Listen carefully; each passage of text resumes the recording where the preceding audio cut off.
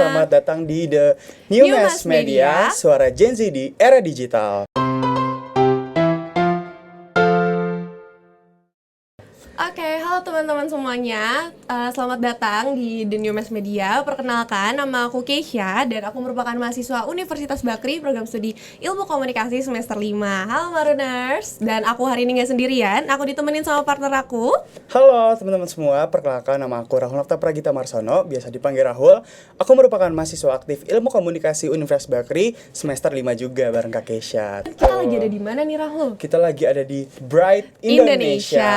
Dimana ini adalah salah satu media ya, media representatif gitu yang sangat keren banget di era digital sekarang. Terus juga salah satu kita lagi ada di studionya nih yang tadi kita bilang nyaman banget juga. Iya, gitu. jadi pas banget nih kebetulan hari ini. Dan halo juga Brighters ya untuk Halo Brighters semuanya.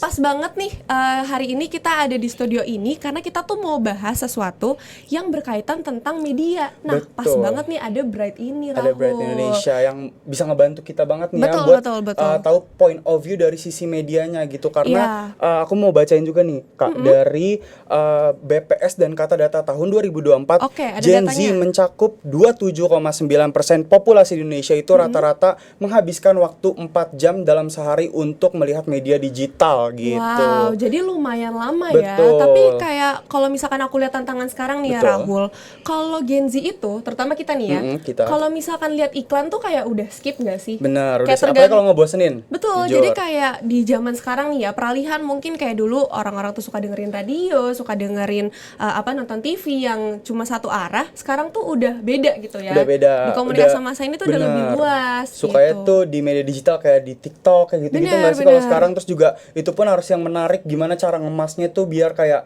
nggak ngebosenin. Nah, kita tuh di sini pengen tahu gitu gimana point of view dan juga strategi mungkin ya yang dimiliki dari Bright Indonesia untuk mengimbangkan di era digital sekarang ini. Gitu. Jadi kita kali ini akan bahas dua POV teman-teman. Pertama dari kita nih, perwakilan mungkin dari aku sama Rahul sebagai host, sebagai representasi Gen Z gitu ya. Dan akan kita undang juga narasumber kita setelah yang satu ini. Halo Maruners and Brighters. Kita balik lagi sama kita. Dan seperti yang udah tadi kita omongin, kita tuh bakal ngobrol bareng sama narasumber kita nih. Banget. Nah, udah ada siapa di sini? Oke, halo Mas Budi. Ini sebelumnya mau nanya nih, manggilnya Mas atau Pak nih? Iya, panggilnya Mang biasanya. Mang ya, jangan dong. Iya. Mas atau Pak nih enaknya? Panggil Mas aja. Mas aja kali ya. Oke, halo Mas Budi. Ya, halo Mas Budi. Sebelumnya boleh perkenalkan dulu mungkin ke Maruners yang belum tahu ya. Oke, hai Maruners. Student Bakri ya semuanya. Ya. Oke. Saya Budi dari Bright Indonesia. Seperti yang tadi udah kita bahas, kita tuh lagi bahas masalah komunikasi massa dan khususnya fokusnya adalah di media nih Pak Budi.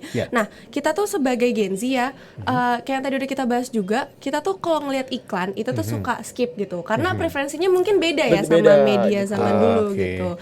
Nah, kita tuh mau tahu POV dari sisi Pak Budi sebagai orang media gitu. Kayak gimana sih cara media itu menghadapi tantangan yang tadi udah kita sebutkan untuk bertransformasi mengikuti media digital yang sekarang. Oke, ya.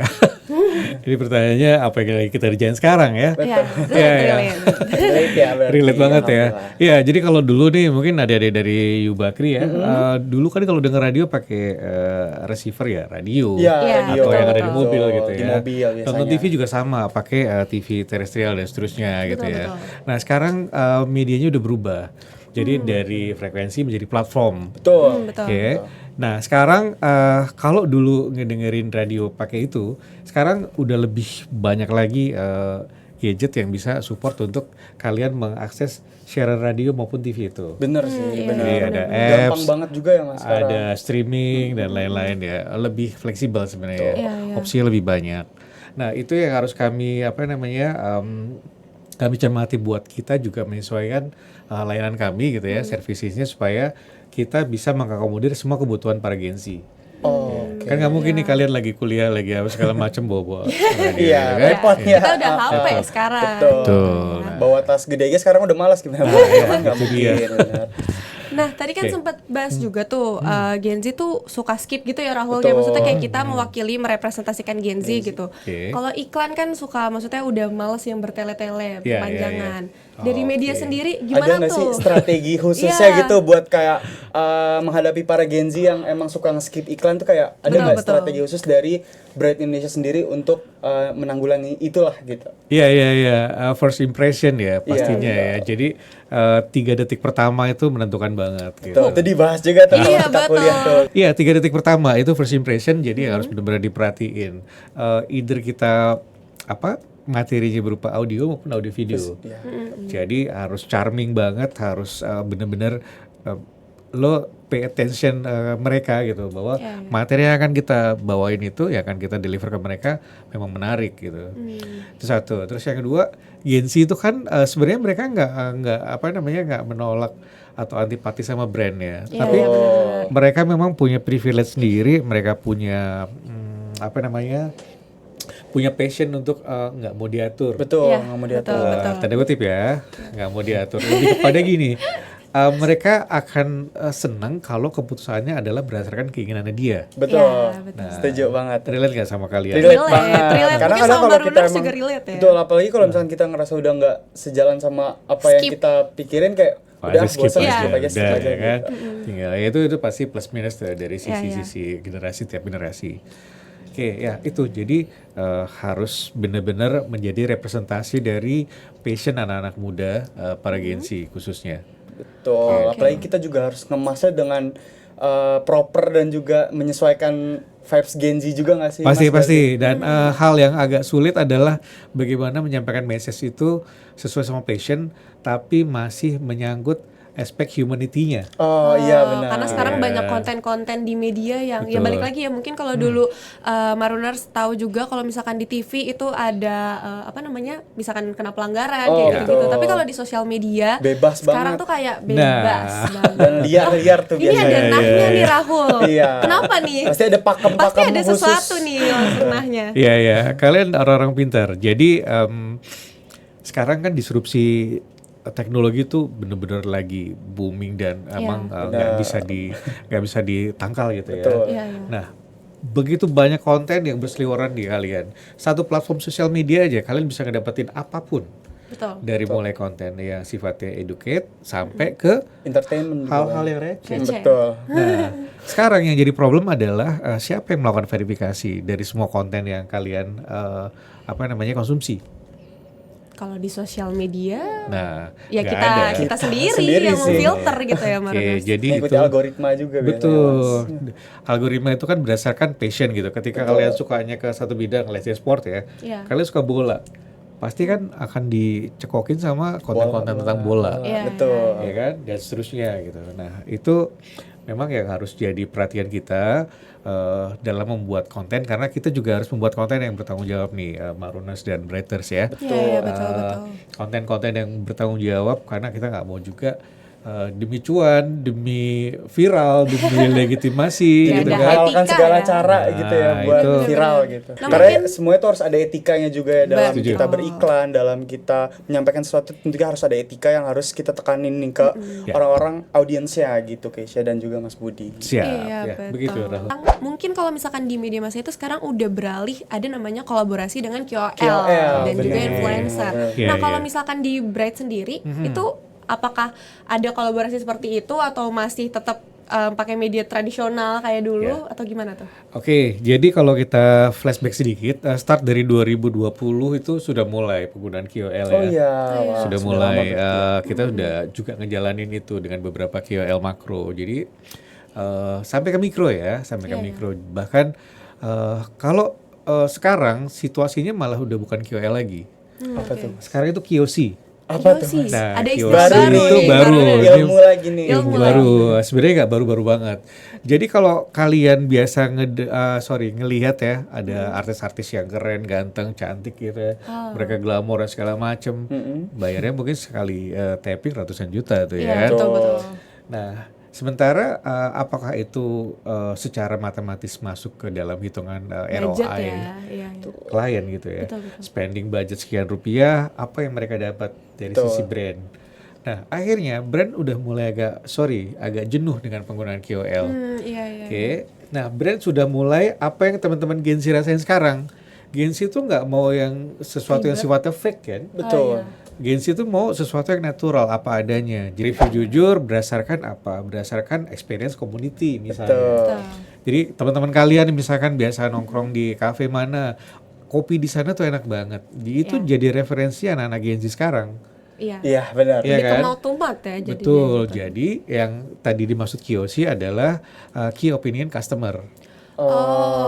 Based on opinion. Based on opinion. Jadi udah nggak ada lagi tuh apa namanya model dengan ganteng dengan pakaian yang serba mewah dengan background dan segala macam yang serba cakep. Nanti sudah mulai banyak kalau kalian suka lihat deh di FYP kalian ya. Apa namanya ada ibu-ibu cuma pakai daster, dia di dapur juga yang pancinya ada item-itemnya gitu. Yang dia ngomong, udah banyak tuh. Banyak. Dia ngomong ibu-ibu, nih gue pakai bumbu masak ini enak banget nih buat masak gitu. Atau misalkan yang kalian anak Insi, guys kemarin gue naik ojek online dari brand X gitu ya, itu drivernya ramah dan segala macam. Banyak promo dan seterusnya, itu lebih lebih works, lebih natural daripada kita harus membayar mahal para KOL ini. Lebih ke review based on experience. Betul, jadi kita udah experience. tahu bener-bener kayak misalkan produk ya, misalkan satu produk kayak memang udah bener-bener mereka pakai gitu. Ya, karena mindset Gen Z itu udah makin pinter, kayak pasti bisa mikir kayak ini mah dia dibayar buat ngebagus-bagusin si brand ini, pasti kayak gitu. Pasti. Ya. Dulu ada satu katakanlah kalimat gitu ya, entertain first, kemudian sell later gitu. Jadi bagaimana kita mengentertain si para calon konsumen ini sebaik mungkin gitu ya. Kalau mereka udah merasa comfort, nyaman dan seterusnya, nggak pakai mikir. Kalian ngebuat konten juga sama gitu ya. Pada saat kami membuat konten, tadi tuh first impression udah oke, dapat keakuan dari mereka, ini kayaknya gua banget nih. Gitu. Awal itu ya. Maka dia akan ikutin itu sampai dengan selesai. Benar sih, benar. Jadi kita harus pay attention-nya mereka dulu, baru bisa ada maksud langsung lah kita ke dalam situ. Pastinya gitu. Dan itu nggak bisa mudah secara alami. Itu harus ada research, harus ada data-data yang harus kita compile juga jadi satu learning. Oke, mungkin. Aduh seru banget nih obrolan kita Keisha sama Mas Budi hari ini. Iya banyak banget insight yang kita dapetin nih, nggak cuma buat kita aja ya, tapi buat Marooners di luar sana juga gitu ya. Banyak banget wawasan aku kebuka lagi lah setelah ngobrol, apalagi tentang media sekarang sama yang udah expertnya itu Mas Budi gitu kan. Iya betul. Mungkin obrolan kita berakhir sampai sini aja kali Keisha ya. Sayang banget gitu karena durasi. Sebelumnya mengucapkan makasih banyak banget buat sama-sama atas kehadirannya. Terus juga thank you banget nih, studionya sangat nyaman banget teman-teman. Kualitasnya semuanya oke dan pokoknya sangat support lah, terutama buat kita mahasiswa ilmu komunikasi gitu ya. Thank you Briders and Marooners. Oke, Marooners and Briders, gimana nih? Seru banget kan obrolan kita hari ini. Topiknya sangat daging ya Keisha ya, dari daging. Betul, daging tuh artinya kayak oke banget lah pokoknya, kayak seru banget. Terus sangat mantap banget. Sangat insightful ya intinya. Tadi kita banyak banget nangkep banyak banget wawasan dari Mas Budi juga tadi sebagai representatif dari media. Kalau dari Keisha kira-kira udah dapat apa aja? Jujur dari aku juga banyak banget insight yang baru aku tahu, karena kan kayak yang tadi udah kita bahas di awal juga ya, kita tuh sebagai Gen Z hanya melihat kayak tentang iklan gitu, tapi kita juga nggak tahu struggle dari perubahan media itu kan, dari yang tadinya media tradisional gitu kan, yang tadinya satu arah sampai akhirnya sekarang nih mengikuti perkembangan zaman gitu kan, akhirnya harus bertransformasi digital. Tadinya misalkan hanya radio, sekarang ada platform-platform lain gitu kan di handphone yang bisa mobile kayak gitu-gitu. Nah, tadi juga kita udah dapetin banyak banget insight ya, salah satunya beberapa mungkin tips and trick, dan juga gimana sih cara pendekatannya ya ke Gen Z dari Betul, dari narasumber itu sendiri. Nah, kalau misalkan dari Rahul gimana? Kalau aku sih tadi kita sempat ngebahas tentang kayak audiens tuh harus aktif mencari media yang memenuhi kebutuhan dan nilai pribadi kita sendiri, dan itu tuh menurut aku relate banget sama yang aku pelajari di mata kuliah komunikasi massa, yaitu di teori uses and gratification nih Keisha. Jadi setelah tadi ngobrol kayak aku ngerasa oh iya ada kaitannya juga, ada kaitannya juga ya sama teori yang pernah aku bahas pada waktu itu gitu sih. Kalau dari aku sendiri ada kaitannya juga nih Marunar sama teori mungkin ini baru dibahas juga ya kalau nggak salah di minggu kemarin di mata kuliah komunikasi massa juga, yaitu di media convergence yang dimana media itu beradaptasi gitu loh sesuai dengan kebutuhan audiensnya itu sendiri. Betul, gitu. Jadi entah dari audiensnya dan juga dari medianya ya itu saling beradaptasi lah. Betul. Gitu, saling menyesuaikan. Apalagi kan yang namanya zaman pasti selalu berkembang. Betul. Jadi ya kita yang harus mengikuti, kita yang harus beradaptasi sama lingkungannya, bukan lingkungan yang beradaptasi sama kita gitu. Betul. Oke, mungkin sekian pembahasan dari kami. Aku Keisha, aku Rahul, and see you Mariners and Writers.